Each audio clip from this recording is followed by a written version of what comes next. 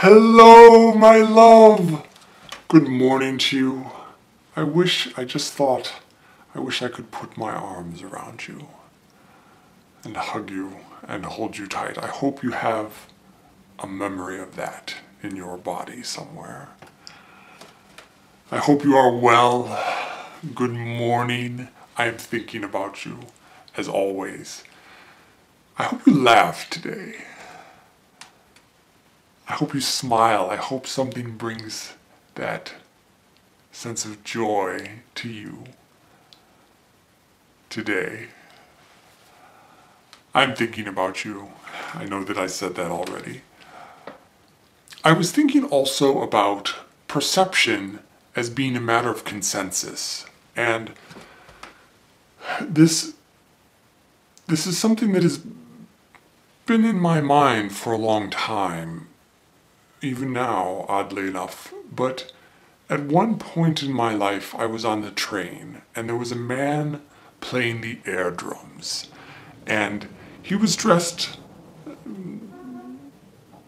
normally, someone who was, I believe, on the way home from work, because I believe that was the point when this occurred. But he was playing the air drums so vigorously, so exuberantly, and he had headphones on, and I thought to myself, in my judgmental way, that he looked quite a bit like a fool, and I thought, oh my gosh, doesn't he realize that all of these other people think that he is a fool, or looks like a fool, playing the air drums so exuberantly? And then a woman sat down across from him, and she apparently knew him, and he took his headphones off, and they had a very brief exchange. And then, if I recall, he put them back on, and I think he continued to do his air drums.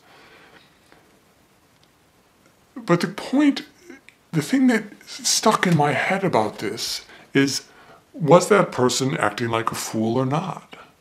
Who am I to say? And if every single person in that car thought that he looked like a fool, does that mean he actually did look like a fool? Is that the reality? If the consensus is such, does that make it so? And I think that the answer to that is undoubtedly no, it does not.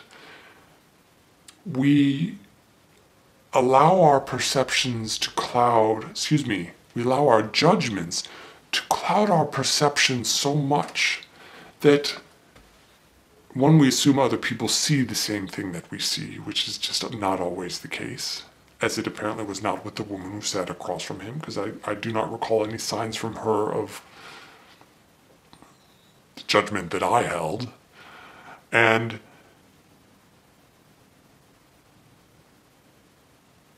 it goes back to the Tao, and in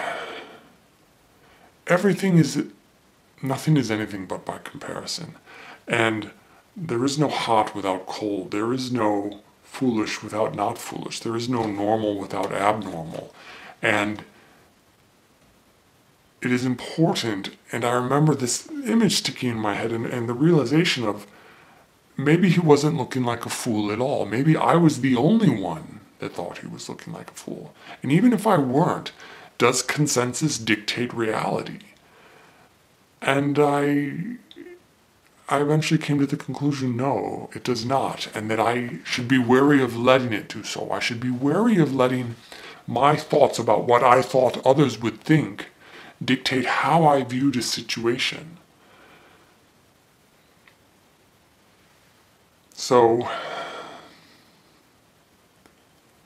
my advice to you would be to be wary as well, to not let both your judgments or what you perceive to be the judgments of those around you cloud your perception of what is in front of you.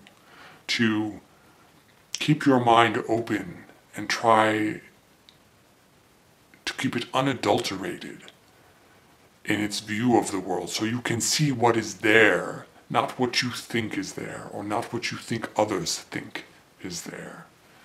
So, Man on the Train, that one stuck with me for, well, obviously now for quite some time.